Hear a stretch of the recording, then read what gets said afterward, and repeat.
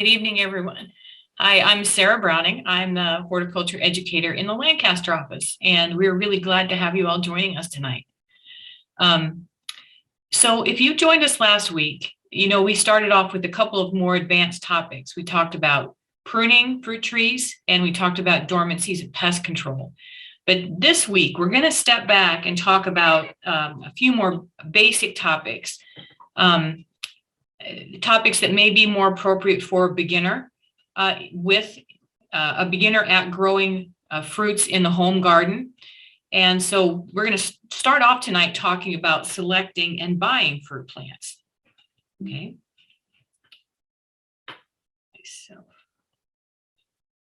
Okay, hang on. I think I jumped ahead. Oh, no, I didn't. Okay, here we go. All right. So the first thing that we really have to consider is what grows well in Nebraska. We have a pretty challenging growing environment, and we'll talk about a few more details on that here in a minute. And so that limits our ability to grow some fruits well. So the fruits that you can see that are well adapted to growing in Nebraska, you can see on the left-hand side of the screen. So that would include apple, pear, can be European or Asian pear, pretty much any of the brambles, blackberries, raspberries, all of those do well in Nebraska. Chokeberry, which might be considered a little bit of an alternative fruit, currant, gooseberry, grape, plums do well in Nebraska, and then serviceberry, also something a little bit out of the ordinary. Serviceberry is also known as Juneberry. These are plants in the Amelanchier family. But they have an edible berry, which is very tasty right off the plant and can easily be used for making jams or pies or, a lot of the same things that you might use a raspberry for. And then, of course, strawberries and tart cherries. Tart cherries or pie cherries grow well in Nebraska. But let's look at our not recommended list. Sweet cherries are not recommended. They don't typically do very well in our Nebraska climates. Also not recommended for Nebraska would be apricot, blueberry, primarily because of our high pH soils, which blueberries don't like, and the fact that we have a pretty arid, dry growing environment, which is not ideal for blueberries either. So a couple of reasons why blueberries don't do well here. Nectarine and then peach. Now, of course, a lot of gardeners still grow peaches, and if they're sited properly, and given some winter protection, it is possible for peach trees to grow, but we typically expect to only get a really good harvest off of those peach trees maybe every 3 years. A problem with peaches is that they bloom so early in the spring, one of the first fruit trees to bloom. They're very susceptible to our normal spring frost pattern, and frosts can occur all the way up until the end of March or even the first week in May. And so if those flowers are killed by frost, that really limits the productivity of peaches. So that's one of the reasons why they're not really an ideal fruit for Nebraska. Okay, so let's take a look at this map really quick. This map is one that has been used in extension publications in Nebraska for a long time, and it reflects the hardiness zones. I guess I'll use the term old hardiness zones that had been in place for many, many years. So the dashed line here designates a rough boundary between hardiness zone 5 and zone 4. And then we also have divided Nebraska up into 5 regional areas. And these regional areas are based on things like average winter temperature, soil type, and moisture, how much moisture that part of Nebraska gets throughout the year. So if you look at some of our publications, you'll find certain cultivars of plants recommended for a certain a certain horticultural region within Nebraska. And that's what this is pertaining to. Okay. But I also wanted to point out that in 2012, there was an update by the USDA to the plant hardiness zone map for all of the United States, which shifted some of the hardiness zones from what we had been used to seeing from the old hardiness zone map. And so if you look at the map of Nebraska now, as far as hardiness zones go, you'll find that the kind of greenish teal color in the south part of Nebraska and the light blue color, those indicate zone 5 now, according to the 2012 map. The darker blue color up in the northwest part of Nebraska is zone 4. So you can see, according to this map, it indicates that zone 4 is really shrinking a little bit, or is moving farther north, I should say, not really shrinking. So we quite often get the question from gardeners, related to climate change and how climate change is affecting gardening is, okay, well, hey, can we plant plants now that were not recommended in the past because of our cold temperatures? But the thing that you really have to keep in mind with these hardiness zone maps is that this is the average annual extreme minimum temperature, the average. It's not the absolute minimum temperature that we can get in Nebraska during a winter. And that's one of the challenges with our climate, is that we have a lot of extremes. And so the average low temperature may be one thing, but the extreme low temperature is another thing entirely. And so we're really not recommending that people start shifting their plant purchasing practices to buy plants that were more adapted to warmer parts of the country, like zone 6, because it's very, very likely that those plants are going to be damaged by the extreme low temperatures that we may get periodically throughout a winter. Okay, so we're not recommending that you start planting more tender plants. We're recommending that you stay with the tried and true plants that we know can tolerate Nebraska's growing environment, particularly our winter temperatures. Okay. So looking for hardiness in a plant is one of the first things that you want to look for when you're selecting a fruit to grow in the home garden or the home orchard. So as you're looking at plants online, or you're looking at plants in garden catalogs, always check to see what the hardiness zone rating is for that plant. The list that I gave you earlier on the first side gives you a rough guidance as far as what plants do well in Nebraska, but it's always important to check to see, what's a specific cultivar that you're considering, what is the hardiness of that specific cultivar. Another really important thing for you to consider is disease resistance. Managing diseases, one of your best strategies happens even before you put the plant in the ground, and that is looking for a plant that has resistance to the common diseases that affect that particular group of fruits. So, for example, apples. In Nebraska, apples always are at risk of having apple scab, cedar apple rust, and fire blight. And then, there are some other minor diseases, things like powdery mildew and various other maybe less common diseases. With cherries, it's cherry leaf spot. With peaches, it's brown rot, and peach leaf curl. So there's always a common list of diseases, maybe is what I want to say, that affect particular plants. Now, we do have some good disease resistance within specific cultivars. So you can choose a plant that is resistant to those diseases.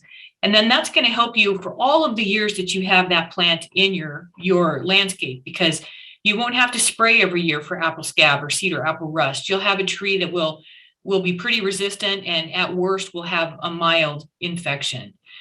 So how do you find that information? Well, that's what I have for you here.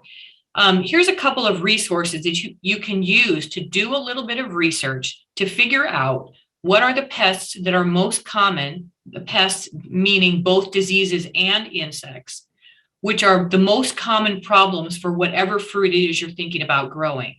So the picture here on this slide is the Midwest Fruit Pest Management Guide, which is updated every year. This publication is put together by a coalition of universities. And you can go in here and you could say, you could look for pie cherry, and you could see, okay, what are the common diseases that they're recommending control management for? You could also look for what are the common insects that are a problem on tart cherry or pie cherry. And you can do that for any fruit, any type of fruit that you can think of. All of the small fruits, all of the tree fruits are in this publication. So this would be one place that would be a good place to start doing a little bit of research. Another one that I believe that either John or Kyle mentioned last week was Managing Pests in Home Fruit Plantings. And that is a publication from Purdue, which is another great way that you can do a little bit of research on the plants that you want to grow in your home orchard, and figure out, what are the things that you need to be aware of related to pest control. Then finally, University of Missouri has a good publication called the Fruit Spray Schedule for the Homeowner. And again, it's broken down by fruit category. So you can look at the apple pages, the peach pages, the plum pages, so on. And you can look for, okay, again, what are the specific insect and disease problems that are common for this type of fruit that I might want to look for resistance. Now, as I mentioned earlier, there are some cultivars which have good resistance to diseases.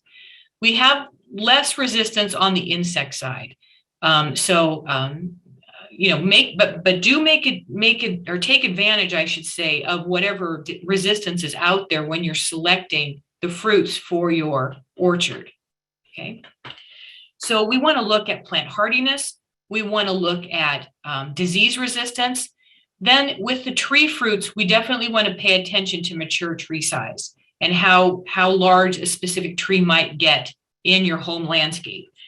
So here are the various sizes that we have available now as far as fruit trees in the home orchard. So for example, a standard apple tree grown on a seedling rootstock will typically be about 20 feet tall.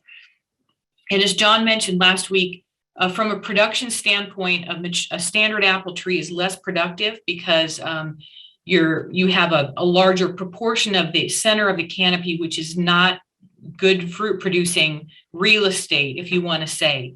And plus a tree that's tall, 20 feet tall, it's difficult to prune, it's difficult to harvest, it's difficult to spray to get good thorough coverage in pest control applications.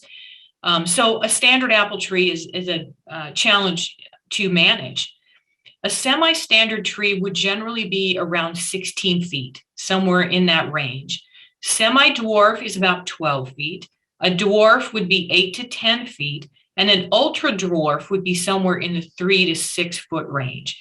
So of course, as the trees get smaller, they become much more easy to manage.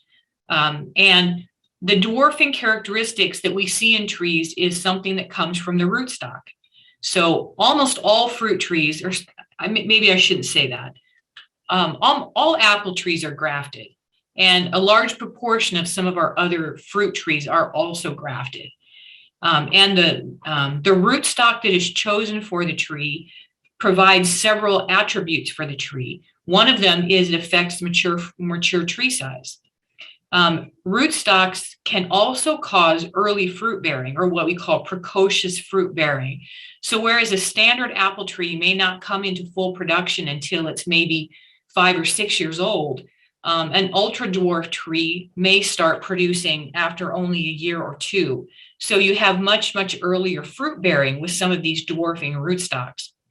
The rootstocks can also provide some disease resistance to the tree. So whereas you have a standard apple tree, of a specific cultivar, let's just talk about, let's say Gala, that tree may be susceptible to certain diseases, but once it's grafted onto a different type of rootstock, you may have more resistance, and that resistance is provided through the rootstock. The rootstock can also provide some insect resistance, specifically woolly apple aphid in the case of apples, because woolly apple aphid has a part of its life cycle where it overwinters on the apple roots. And it's very difficult to control because of that overwintering stage of the insects, which are in the soil. So we can get some resistance to this particular insect through use of a specific rootstock. Then, of course, the first thing that rootstocks were really used for were cold tolerance.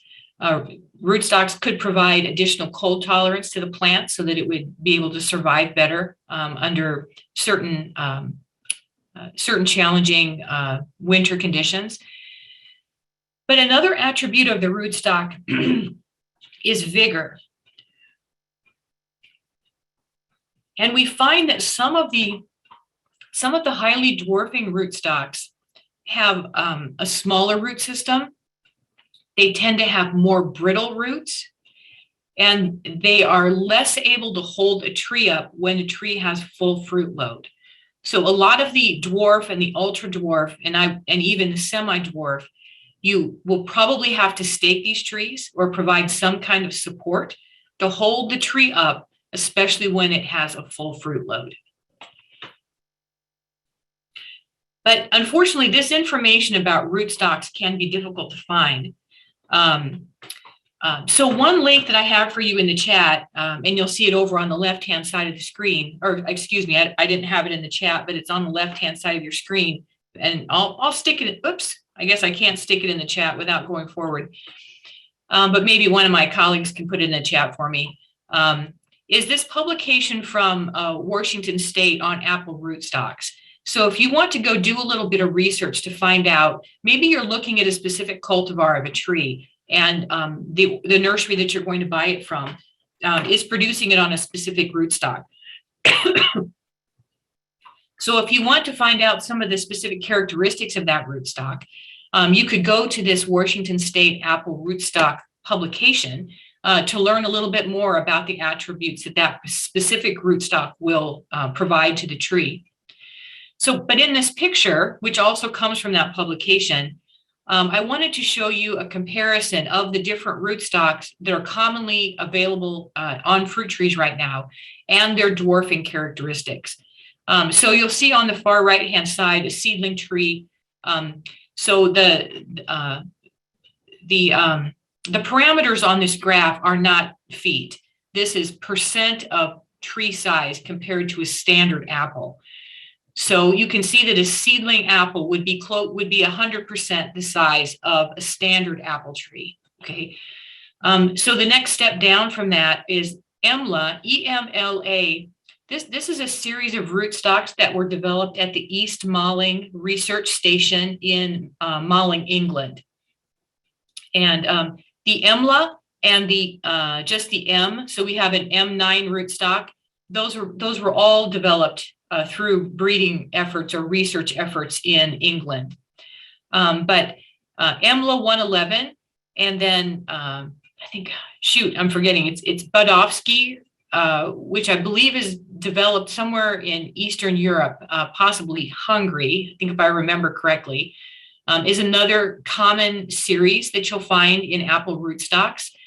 So the EMLA 111 and the Bud 118 will create trees that reach about 85% the height of a standard apple tree. And then it just goes down from there. So I'll point you all the way over to the left and point out M9 336, which is a very common highly dwarfing rootstock that you'll find on a lot of apple trees specifically.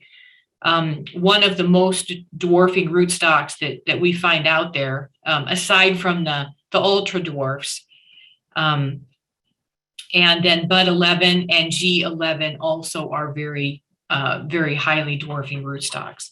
But if you want to do a little bit more research on rootstocks, I would really recommend that you check out this publication from Washington State, because it has some really good information on rootstocks. Okay. All right, so let's jump in and let's look at some different fruit groupings and what are the recommended cultivars that we would suggest for Nebraska. Okay, so here is a list that you could consider for Nebraska.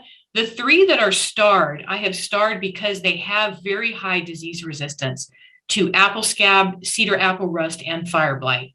Empire, Enterprise, and Liberty would be three very good apples to try in the home orchard. Now, you might look at those and say, well, I never see those in the grocery store. And you're right, we hardly ever see these particular cultivars in the grocery store, but they are very good apples that would be relatively low maintenance in the home orchard, in that you would not have to do a lot of disease control on them. So other things to think about, other cultivars to think about, some that we do see in the grocery store, Fuji, Gala, Yellow Delicious would be possibilities. They don't have as good a disease resistance as the three that I mentioned at first. So you will have to do some pest control, some disease management for these cultivars. Harrelson, Honey Crisp, Honey Gold, the Jonathan and Jonathan types. So that's Jonathan, Jonna Mac, Jonna Gold. There's a whole series of apples that have Jonna in the name, or John something. Those are all Jonathan types. And most of those would make a good selection for Nebraska too. I'll let you look at the rest of the list there. The one that I would suggest is not a good apple to grow in a home orchard would be Red Delicious. And, Red Delicious is an apple that's just kind of the icon, right? It's the beautiful dark red apple that we see so many places, the grocery stores, restaurants, It's not a disease-resistant apple at all. It's one that you're going to have to do a lot of disease management on. So for that reason, and this is a personal statement for my own preference as far as flavor and taste of apples, I find Red Delicious is quite often a mealy tasting apple, and it has a rather bland flavor to it. From my perspective, I think that there are a lot better tasting apples than Red Delicious. Now, if you're a huge Red Delicious fan, I would still recommend, from a disease control perspective, that Red Delicious is not a great cultivar to grow in the home orchard. That is one that I would still recommend that you just get it at the grocery store, just because of the amount of disease applications that you'll have to keep up with during the year to have a tree that's productive and you have good looking apples. Okay. So let's look at some of the other fruit types then. We do have a publication through Nebraska Extension on fruit tree cultivars. And so you can find a link to that at go.unl.edu/fruit trees. And we have a publication on strawberry cultivars. And you can also find that at go.unl.edu/strawberry. We have one for grape growing, and we also have one for blackberries. So check those out. The one that we don't really have a publication for currently is the raspberries. And so I wanted to list those for you here. The everbearing raspberry types, and these raspberries are the type where you can get a spring crop and then you can get a lighter fall crop. So you can get two crops during a year, or you can manage them in a slightly different way and you can get one heavier fall crop. And from my perspective, that's really the better way to go, because with these everbearing raspberries, typically what you can do is they will bloom on new growth. They will bloom and fruit on new wood. So in the fall, after you're done harvesting, you can cut all of the stems down, and then you'll get all new stem growth occurring the following year. And then you'll have this one bigger harvest in the fall. And from a management perspective, as far as pruning goes, I think that's a much easier strategy. But if you prefer, you can manage the everbearing raspberries to have that spring crop and the fall crop. Okay. Now the red raspberries and the purple raspberries are the type of raspberries that only produce fruit on second year wood. So they have a little bit different management and pruning, a pruning calendar, I should say, or pruning schedule, maybe a better word. But cultivars recommended for Nebraska would include Taylor, Latham in the red raspberries, purple raspberries, Brandywine, Royalty, and Sodas, and then black raspberry, Bristol and Allen. So check those out if you're thinking about planting some raspberries this year. okay? So then our next consideration for the fruit garden is pollination. So plants that really require pollination or cross-pollination, I should say, would include apple, blackcurrant, pear, plum, and sweet cherry. Now, I've included sweet cherry in the list because I know that even though I'm saying that sweet cherry is not a great tree for Nebraska, that some people are still going to plant it and they're going to want to grow it. So if you're going to try it, just keep in mind, you do need to have another cultivar there to cross-pollinate, okay? There are some good publications out there that give a listing of what specific apple is, just as an example, apple trees that will pollinate other apple trees. But basically what you're looking for is trees that bloom at the same time. So you have an early blooming apple, don't rely on a late blooming apple as your pollinator or your pollinizer, I should say. You need to have the trees blooming at the same time.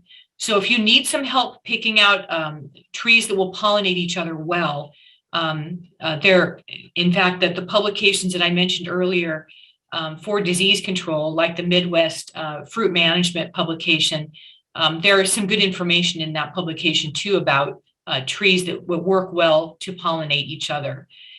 But then there are some fruits that are self-pollinating, and you can see those listed on the right. And so these we don't have to worry about quite so much because they don't require another cultivar or another plant to pollinate their flowers. One other thing I want to mention about the apples specifically is that you can have crabapple as your pollinizer. So if you have a productive apple tree and you have a crabapple tree that bloom at the same time, that crabapple can serve as your pollinizer. Okay. All right. So I'm not going to go into planting very much because I think in the later programs in this series on specific fruit types, we may go in more to the specifics of planting for each individual type of fruit. But what I did want to cover here just briefly is a little bit about whether to use bare root plants or potted plants, okay? So here in the picture, you can see a bare root plant being put into the ground. I guess I would say from my perspective as a gardener, I strongly prefer bare root plants. A couple of reasons for that. When you have a plant in a container, you have differing soil types. You have the soil that's in the container, and then you have your native soil that you're going to put your fruit tree into. There can be problems as far as water movement and things like that between two different soil types.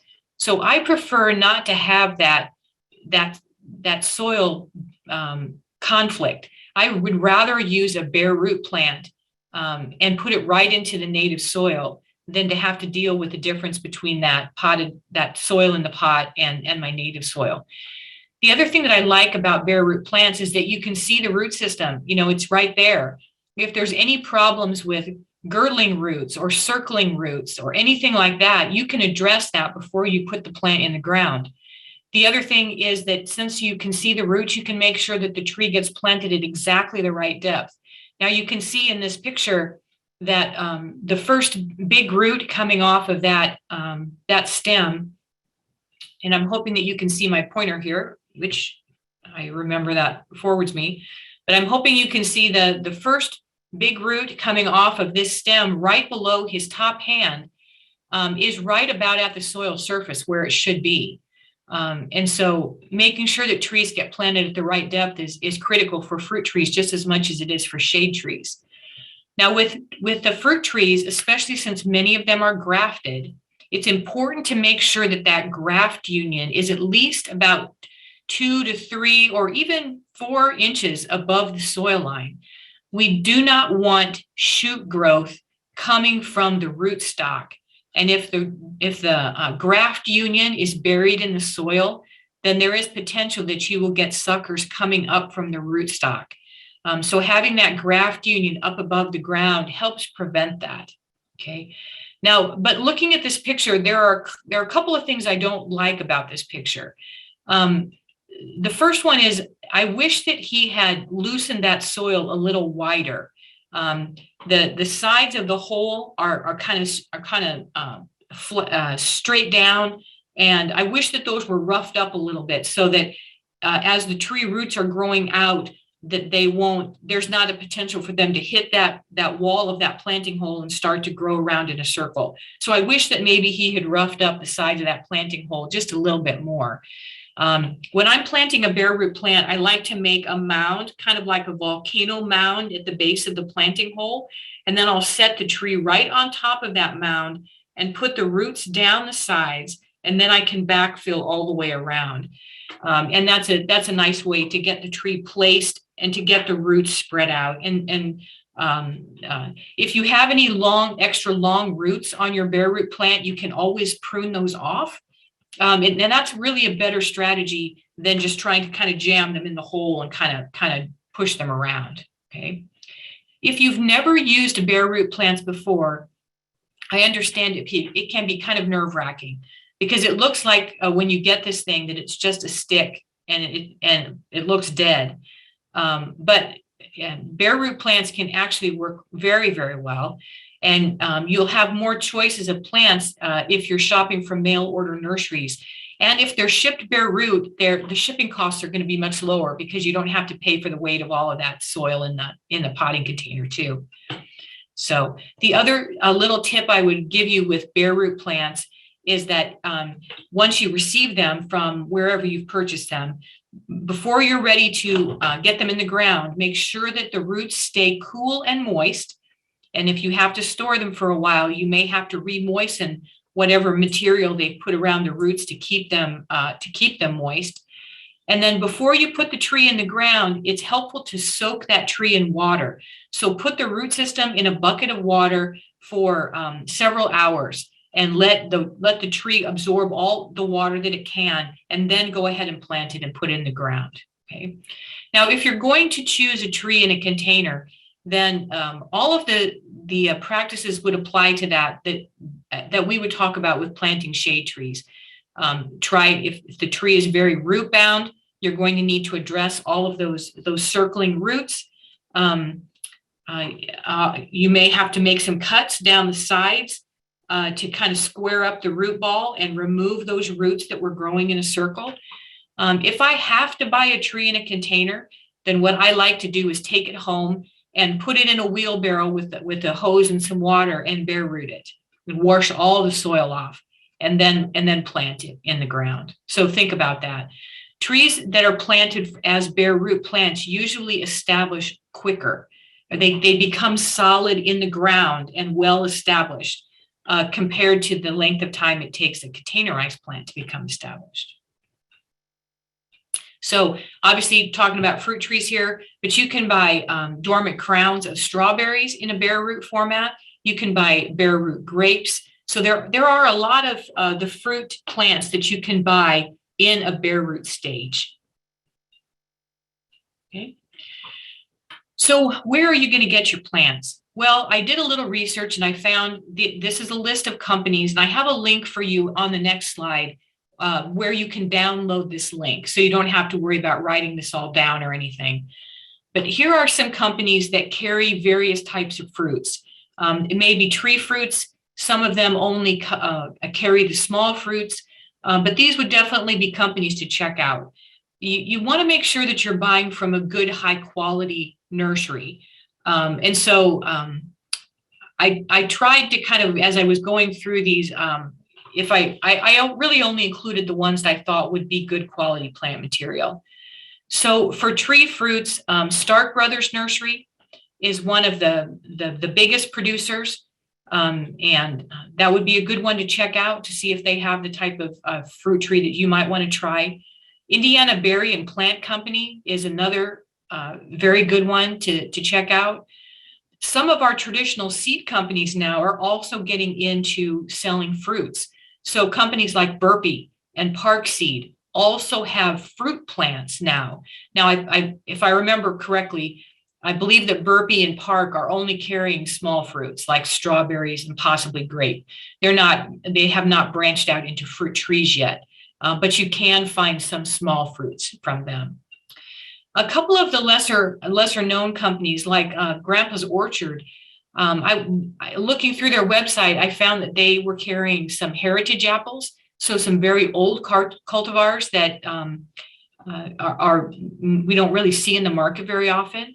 And Grandpa's Orchard in particular was one that had good information about the rootstocks that their trees were grafted to, which is sometimes hard to find. Sometimes you can't really, the company won't tell you, or the catalog doesn't say what type of rootstock the tree is grafted to. So either you have to make an educated guess based on what the tree size is, or you just have to go with it and realize again that some of those very dwarfing rootstocks, you're going to need to provide some kind of support or staking to hold that tree up when it's under full fruit load. Okay, so here is that link. If you go to go.unl.edu/fruit mail order, you'll find that list of fruit tree companies. And hopefully that'll be a good starting point for you as you're trying to find the fruits that you might want to add to your home orchard.